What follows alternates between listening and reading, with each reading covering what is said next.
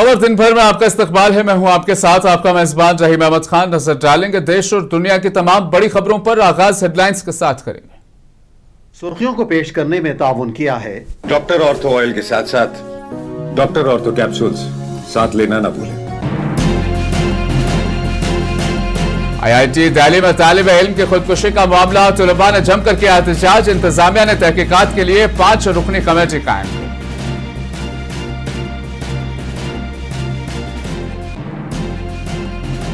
पटना में BPSC TRE समेत मुख्तलिफ मुतालिबात को लेकर तुलबा का एहतजाज। CM हाउस का घेराव करने की कोशिश, कई तुलबा को लिया गया हिरासत में।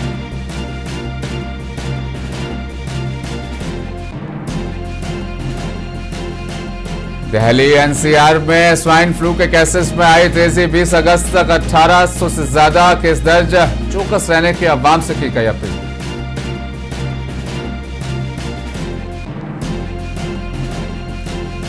वसत मुद्दत इंतखाबात से कबल ट्रंप को सुप्रीम कोर्ट से मिली राहत। मेल-इन बैलेट पर पाबंदी के हुक्म के राहुई हमवार।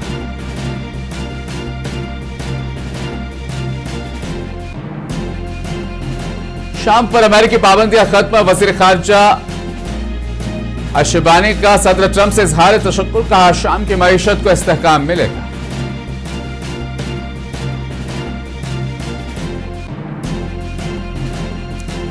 और ईरान पर नई अमेरिकी पाबंदियां, 4 भारतीय कंपनियां और मुतअद्दिद अफराद फहरिस्त में शामिल। इजराइल ने किया फैसले का खैर मकदम।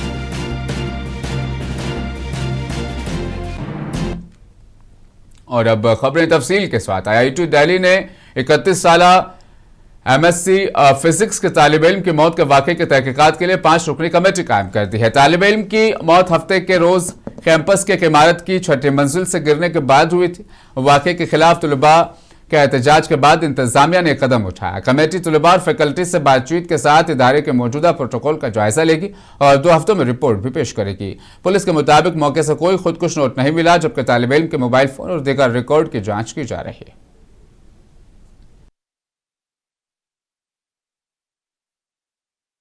मेरा नाम सक्षम है, मैं बीटेक सेकेंड ईयर स्टूडेंट हूँ। मैं यहाँ पे IIT दिल्ली के अंदर हमारे पिछले 2 दिनों से काफी जोरों शोरों से प्रोटेस्ट चल रहा है। और हमारा जो स्टार्ट है उसका क्या था, एक MSc फिजिक्स के छात्र ने जो 31 वर्ष की आयु के थे, सेकेंड ईयर के अंदर पढ़ रहे थे, उन्होंने LHC की 6ठी मंजिल से जो टॉप फ्लोर था वहां से कूद के अपनी जान दे दी। सुबह 8 बजे ये कार्य होता है और अगले ही दिन जो है संडे था, सैटरडे था, मंडे को सब कुछ नॉर्मली चलता है, जैसे कुछ हुआ ही नहीं। यूं है कि ये तो आम बात है, तो होता रहे, जैसे कोई मक्खी कीड़ा मकोड़ा मर गया, ये मरते रहते, उनको उठा के भेज दिया। एक बस वो सैड न्यूज का वो इशू आता है कि हमें खेद है कि ऐसा ऐसा हुआ, उसको बनाया गया और भेज दिया गया। ऐसा हुआ तो उसकी वजह से जो आक्रोश था लोगों के अंदर वो फूटा और हम लोगों ने कहा कि हमें जो है सॉल्यूशन चाहिए, क्योंकि पिछले 30 महीनों के अंदर 8 सुसाइड हो चुके हैं। 8 सुसाइड एवरेजली, आप समझ रहे हो कि एक सेमेस्टर खत्म भी नहीं होता और एक सुसाइड की खबर आ जाती है। और हमारे लिए भी अब यूं कर दिया गया है, सुसाइड होते रहते हैं। बिहार में BPSC TRE 4 समेत मुख्तलिफ मुतालिबात को लेकर एहतजाज करने वाले तुलबा ने वज़ीर-ए-आला की रिहाइशगाह का घेराव करने की कोशिश की। पटना के गांधी मैदान से निकली तुलबा की रैली डाक बंगला चौराहे पहुंची, जहां पुलिस ने उन्हें रोकने के लिए बैरिकेड्स लगाए थे। एहतजाज के दौरान तुलबा ने बैरिकेड्स तोड़ दिए और पुलिस के साथ धक्कम-पेल भी हुई। हालात पर काबू पाने के लिए पुलिस ने वाटर कैनन का इस्तेमाल करके मुजाहिरीन को मुंतशिर किया, जबकि कई तुलबा को हिरासत में भी लिया गया। तुलबा BPSC TRE 4 में शफाफ भर्ती, एक मरहलावार इम्तिहानी निज़ाम, सैरुल-तवा BPSC इम्तिहानात के इनेकाद और हिंदी मीडियम उम्मीदवारों को मसावी मौके देने का मुतालबा कर रहे थे। मुजाहिरीन ने BPSC की 70वीं मुश्तरका मुसाबकती इम्तिहान में मुबैना बेज़ाब्तगियों की शिकायत करते हुए इम्तिहान मनसूख करने का भी मुतालबा किया।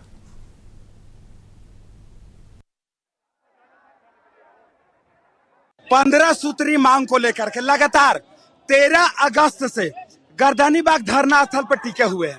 ये बताइए सर, क्या हम मांग कर रहे हैं? ये तो नहीं मांग कर रहे हैं कि हमको सांसद बना दीजिए, विधायक बना दीजिए। हम लोग यही मांग कर रहे हैं, बिहार के शिक्षा व्यवस्था को सुधारिए, क्योंकि बिहार का शिक्षा व्यवस्था पूरी तरीके से चौपट हो गया है। आप देखिए, लगातार आए दिन पेपर लीक होते रहता है। कौन जिम्मेदार है? बिहार दरोगा। हम लोग को डिटेन इसलिए किया गया क्योंकि हम अपने डेमोक्रेटिक राइट्स के लिए रोड पे उतरे थे। सरकार को यह पता थी हम लोग प्रोटेस्ट करने वाले हैं, उसके बाद भी जानबूझ के ये हमारा डेमोक्रेटिक राइट का वायलेशन किया गया इनके द्वारा।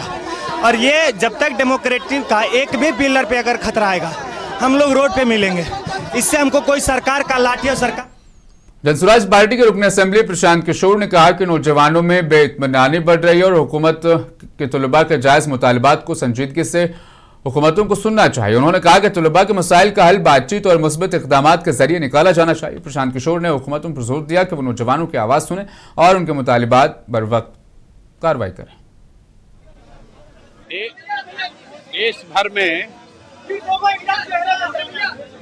देश भर में जो युवा साथी जो कर रहे हैं उसका असर ये है कि पिछले 2-3 महीनों में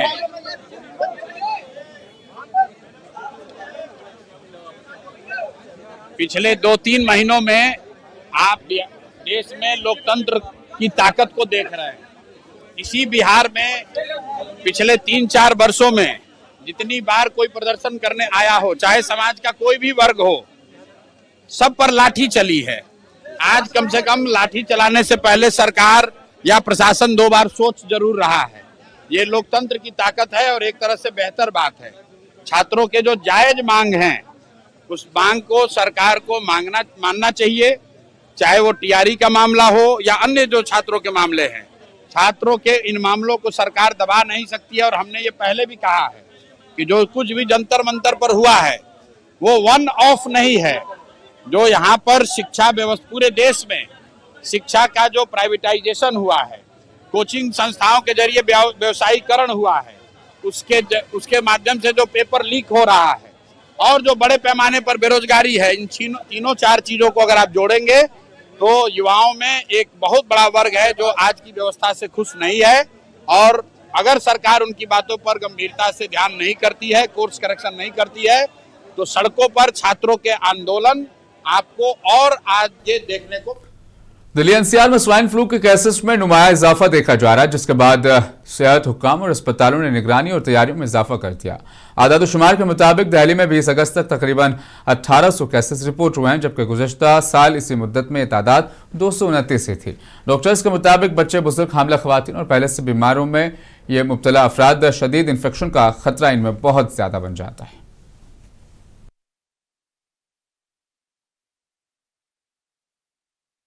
इस बार स्वाइन फ्लू के केसेस काफ़ी प्रिवलेंट हैं और पोस्ट मानसून सीजन है और नॉर्मली वायरल इन्फेक्शंस इसमें काफ़ी बढ़ जाते हैं। स्वाइन फ्लू के भी केसेस काफ़ी बढ़े हुए हैं, जिसमें से H1N1 बहुत प्रिवलेंट है। बट टेस्टिंग हम सभी केसेस में टेस्टिंग की रिक्वायरमेंट नहीं है। टेस्टिंग के लिए हमें हाई रिस्क केसेस हैं, जैसे ओल्ड एज हैं, किडनी के केसेस हैं, या जो कैंसर पेशेंट्स हैं, जो बच्चे हैं, प्रेग्नेंट वुमेन हैं, उन केसेस में हम टेस्टिंग के लिए जाएंगे। अदरवाइज तो जो स्वाइन फ्लू केसेस है, जो नॉर्मल फ्लू है, मोस्ट ऑफ द केसेस जो होते हैं वो माइल्डली सिम्टोमेटिक होते हैं और सेल्फ में ही वो नॉर्मल ट्रीटमेंट से ठीक हो जाते हैं। जो भी पेशेंट्स पॉजिटिव आते हैं या जो भी सस्पेक्टेड होते हैं उनके लिए हॉस्पिटल में ट्राइजिंग की गई है। ट्राइजिंग का मतलब कुछ अलग अलग एरियाज बनाए गए जहाँ पे उन पेशेंट्स को हम रख सकते हैं ताकि दूसरे पेशेंट्स के साथ मिक्स ना हो। हमारे पास एक स्पेशल वार्ड बना हुआ है जिसमें जो स्टेबल पेशेंट्स होते हैं, जो बिना ऑक्सीजन के हैं, उनको वहाँ रखा जा सकता है। हमारे पास एक HDU करके एरिया है जहाँ पे वो पेशेंट्स जिनको मॉनिटरिंग की ज़रूरत है या हल्का फुल्का ऑक्सीजन की रिक्वायरमेंट है, उनको हम उस एरिया में रखते हैं। हमारे पास आइसोलेशन एरियाज़ हैं ICU वाले। अगर कोई पेशेंट वेंटिलेटर पे है या ज़्यादा बीमार है तो ऐसे पेशेंट्स के स्पेशल ICU है आइसोलेशन वाला, जिसमें क्यूबिकल्स बने हुए हैं जिसमें पेशेंट्स ऐसे वाले रह सकते हैं। ये हमारा इमरजेंसी वार्ड है। यहाँ पे टोटल हमने 7 बेड बनाए हुए हैं, जिसमें 2 वेंटिलेटर्स भी इंक्लूडेड हैं। अगर कोई भी पेशेंट सिम्टम्स के साथ आता है, किसी को वेंटिलेटर की भी जरूरत होती है, तो हमारे पास 2 वेंटिलेटर स्टैंड बाय पे हैं, जो कि हम बाद में बढ़ा भी सकते हैं। हमारे पास ऊपर 7th फ्लोर पे 70 बेड के वार्ड हैं, जिसमें 10 ICU के बेड हैं और 7 HDU हैं, हाई डिपेंडेंसी। वाराणसी में शदीद बारिश के बाद बनारस हिंदू यूनिवर्सिटी के अस्पताल के बाहर सड़क पर घंटों तक पानी जमा हो गया, जिसके बायस मरीजों और उनके साथ आने वाले अफराद को शदीद मुश्किलात का सामना है। मरीजों को अस्पताल तक पहुंचाने के लिए लोगों को घंटों तक भरे पानी से गुजरना पड़ रहा है। पानी जमा होने से आमदोरफ्त भी मुतासिर हुई है। मुकामी अफराद ने इंतजामिया से मुतालबा किया है कि अस्पताल के बाहर जमा पानी की फौरी निकासी का इंतजाम किया जाए ताकि मरीजों और अवाम को मजीद परेशानी से बचाया जा सके।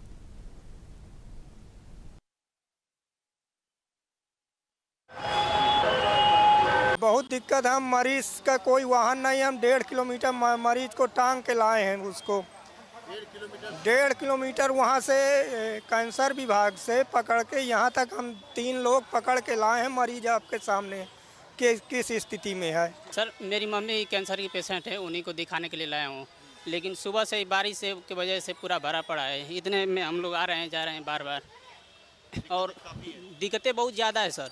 वहाँ पे मेन गेट भी है, उन लोगों को खोल देना चाहिए कि पेशेंट उधर से आ सकते हैं आराम से। हम लोग 1.5 किलोमीटर जा रहे हैं आ रहे हैं बार बार, 3 बार 4 बार बाहर जा रहे हैं, बहुत ज़्यादा। हैदराबाद में जश्न ईद मिलादुन्नबी को लेकर अवाम में जोश खरोश देखा जा रहा है। पुराने शहर में ईद मिलादुन्नबी के सिलसिले में तैयारियां जोर शोर से जारी है। बाद नमाज इशा AIMIM के दफ्तर दारुस्सलाम में जलसा रहमतुल लिल आलमीन का आगाज हुआ। ये जलसा सदर AIMIM व रुकन पार्लियामेंट बैरिस्टर असदुद्दीन ओवैसी के ज़ेर निगरानी मुनक़िद हो रहा है। इस जलसे से बैरूनी मेहमान मुकर्रर मौलाना मुफ्ती दिलशार अहमद कादरी शेखुल हदीस जामिया आलिया कादरिया बदायूं शरीफ उत्तर प्रदेश का खुसूसी खिताब भी होगा। इस जलसे से अकबरुद्दीन ओवैसी कायद मजलिस मुक़न्नना पार्टी मौलाना मुफ्ती खलील अहमद अमीर जामिया निज़ामिया और दीगर उलमाए किराम भी खिताब करेंगे। इस जलसे की बराह रास्त नशरियात मुंसिफ TV की जानिब से पेश की जाएगी। नाजरीन मुंसिफ TV पर जलसे का रास्त मुशाहिदा कर सकते हैं। बेंगलुरु में भी ईद मिलादुन्नबी सल्लल्लाहु अलैहि वसल्लम की तकरीबात और जुलूसों के पेश नज़र पुलिस ने वसी सिक्योरिटी इंतजाम किए। पुलिस कमिश्नर हेमंत कुमार सिंह ने बताया कि शहर में अमन अमान को बरकरार रखने के लिए इजाफी पुलिस फोर्सेस तैनात की जाएगी। So many suggestions were given by the organizers, by the committee members. As per the suggestions and as per the guidelines of an SOP of crowd control, we have made elaborate arrangements. The main thing is to control the traffic. So regarding the traffic, we have already issued advisories, and since tomorrow since it's a holiday tomorrow, so maybe the traffic will be slightly less. Still, the procession routes are being cleared so that there is no problem in the procession. And Ranchi में बुध को होने वाले ईद मिलादुन्नबी के जुलूस के पेश नज़र police ने शहर के मुख्तलिफ इलाकों में फ्लैग मार्च आज किया। पुलिस ने अमन अमान बरकरार रखने और जुलूस के दौरान सिक्योरिटी को यकीनी बनाने के लिए हसास इलाकों का जायजा लिया। हुकाम ने अवाम से अपील की कि वो पुरअमन तरीके से जुलूस में शिरकत करें और इंतजामिया के साथ ताउन करें।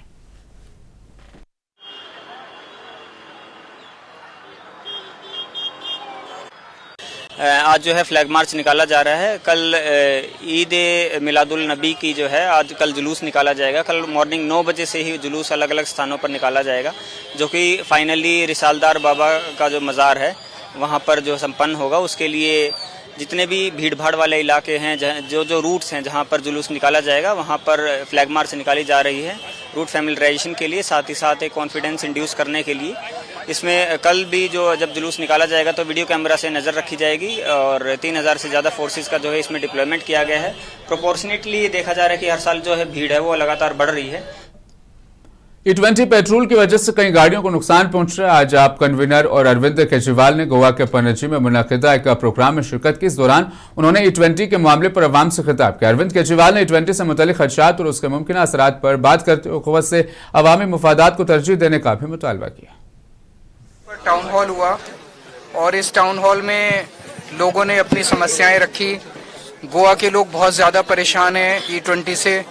लोगों की माइलेज कम हो रही है, लोगों के फ्यूल सिस्टम्स, इंजन्स खराब हो रहे हैं। कार्बोरेटर्स लेके आए थे कई मिस्त्री, उन्होंने दिखाया कि किस तरह से कार्बोरेटर्स खराब हो रहे हैं। 87% of Goan families own a two-wheeler, तो इसका मतलब 87% गोवा के लोग जो हैं वो E20 की वजह से परेशान हैं। लेकिन सरकार सुन नहीं रही है, मोदी जी सुन नहीं रहे हैं। तो आज लोगों ने ये तय किया है कि अगर गोवा के आने वाले चुनाव में लोग बीजेपी को हरा दें तो E20 ये तुरंत वापस ले लेंगे।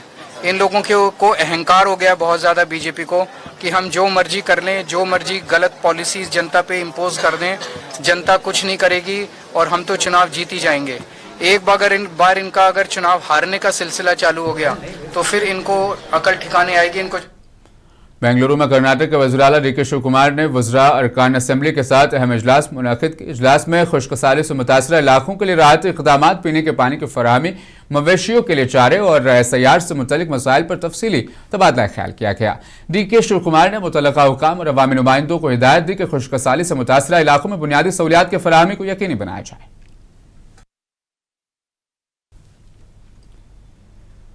भोपाल में क्लास 1 टीचर भर्ती के मुंतखब उम्मीदवारों का एहतजाज जारी। अपनी तकरूरी और मुतालिबात के हल के लिए उम्मीदवारों की भूख हड़ताल दूसरे रोज में दाखिल हो गई। एहतजाजी उम्मीदवारों का कहना है कि इंतखाब के बावजूद तकरूरी से मुतल्लिक मसाइल का सामना है।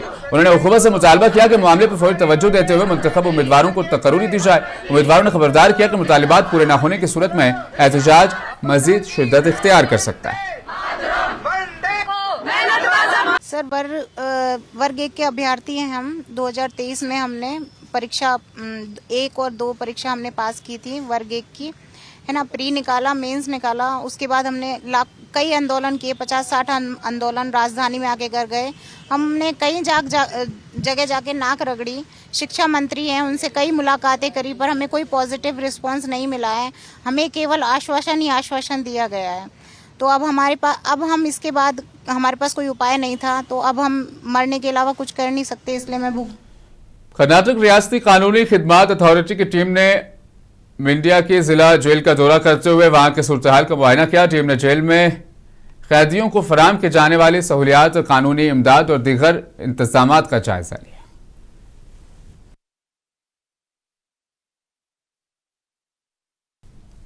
रक्षाबंधन के पेश नजर मुल्क भर के बाजारों में रौनक बढ़ गई है।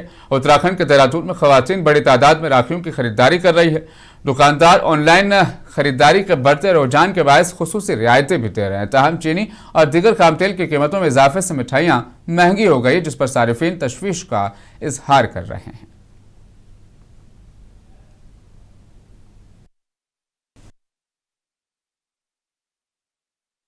कस्टमर्स की जो डिमांड रहती है आखिरी दिनों में देखते हुए कि अब 50 रुपये हर चीज़ चाहिए कस्टमर को। जो 100 वाली है हमारे पास 150 वाली 120 वाली, हमने सब ऑल ओवर 50 रुपये कर दिया है। कस्टमर भी खुश, हम भी खुश कि ऑल ओवर काम देखा जाए तो काम पहले के दौरान देखा जाए ऑनलाइन से फ़र्क पड़ चुका है मार्केट में। पहले जो काम होता था और अब जो है उसमें बहुत डिफरेंस है। देखिए, राखियों का मसला तो कुछ नहीं है, बट हमारे लिए मसला है मिठाइयों का। चीनी महंगी है तो ऑब्वियसली मिठाई भी बहुत महंगी होंगी।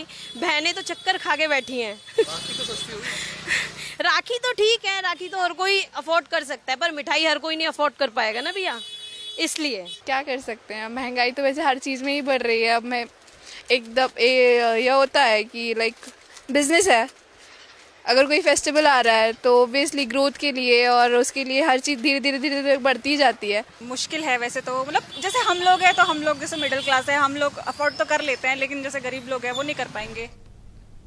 बीजिंग में हिंदुस्तान के कौमी सलामती के मुशीर अजित डोभाल और चीन के वजीर खारजा वांग यी के दरमियान खुसूसी नुमाइंदों की सतह पर मुज़ाकरात हुए। मुलाकात में दोनों ममालिक के दरमियान सरहदी मसाइल, दो तरफा ताल्लुकात में बेहतरी पर तफसीली तबादला ख्याल किया गया। ये मुज़ाकरात ऐसे वक्त में हुए जब चीनी सदर शी जिनपिंग का मुतवक्का दौरा हिंदुस्तान से कबल दोनों ममालिक के ताल्लुकात को मजीद बेहतर बनाने की कोशिश की जा रही है।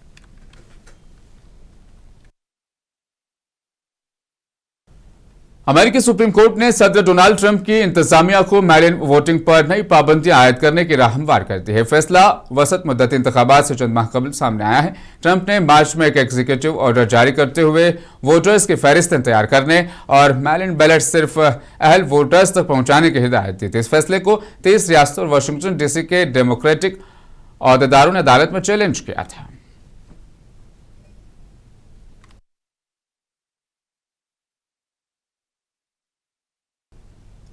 कनाडा के वज़ीर-ए-आज़म मार्को कार्नी ने कहा कि उनकी हुकूमत भारत और आसियान ममालिक के साथ नए तिजारती मुआहदे पर तवज्जो दे रही है।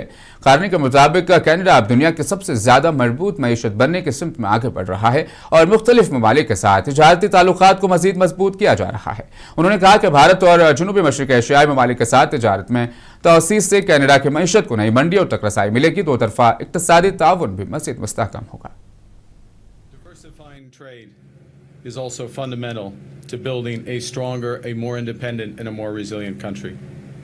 Over the last year alone, Canada has signed more than 20 trade and security deals across 5 continents. We completed our most recent trade deal with the United Arab Emirates in a record 47 days. Canada is now the best connected economy in the world. Canadian businesses now enjoy tariff-free access to 1.5 billion consumers. Over the next 6 months, we will double that number through new trade deals with ASEAN and India. This fall, we will begin intense discussions with the European Union, the world's second largest economy, to build a much stronger and deeper economic and security partnership. Now, we can build such unparalleled access because we're trusted, because we're reliable, and because we have what the world. America की जानिब से शाम पर आयद पाबंदियां खत्म किए जाने के बाद शामी वजीर खारजा असद अशबानी ने सदर डोनाल्ड ट्रंप का शुक्रिया अदा किया। सदर ने कहा कि अमेरिकी फैसले से शाम के लिए मुआशी बहाल और तरक्की के लिए नए रास्ते खुल सकते हैं, बहाली हो जाएगी। उन्होंने उम्मीद जाहिर की कि पाबंदियों के खात्मे से शाम की मईशत को इस्तेकाम मिलेगा और आलमी बिरादरी के साथ ताल्लुकात बेहतर होंगे। अमेरिकी इक़दामात को शाम की इक़्तिसादी सूरत हाल बेहतर बनाने की जानिब अहम पेशरफ्त करार दिया जा रहा है। अमेरिका ने ईरान पर नई पाबंदियों का ऐलान करते हुए पाबंदियों की फहरिस्त में 4 भारतीय कंपनियों और बाज़ अफराद को भी शामिल कर लिया। अमेरिकी इक़दाम के बाद इजरायली वज़ीर-ए-आज़म नेतन्याहू ने अमेरिकी सदर ट्रंप और वज़ीर ख़ज़ाना स्कॉट बेंसन को ईरान के खिलाफ नई पाबंदियों पर मुबारकबाद दी। अमेरिकी हुकूमत का कहना है कि नई पाबंदियों का मकसद ईरान से मुतल्लिक सरगर्मियों और मुबैना नेटवर्क्स पर दबाव बढ़ाना है। दूसरी जानिब इस इक़दाम से ईरान के साथ कारोबारी रवाबित रखने वाली कंपनियों पर भी असरात मुरतब होने का इम्कान है। शेयर बाजार में मंगल को तेजी वापस लौट आई। खाम तेल की कीमतों में नुमाया कमी और आखिरी मरहले में खरीदारी बढ़ने से सरमाकारों का एतमाद मजबूत हुआ। आलमी मयार के ब्रेड करोड़ की कीमत तकरीबन 3% कम होकर $79.32 फी बैरल हो गई। इसके असर से 30 शेयर्स सेंसेक्स 287 पॉइंट्स बढ़कर 77,656 पर, जबकि एनएसई निफ्टी 115 पॉइंट्स के इजाफे से 24,334 पर बंद हुआ।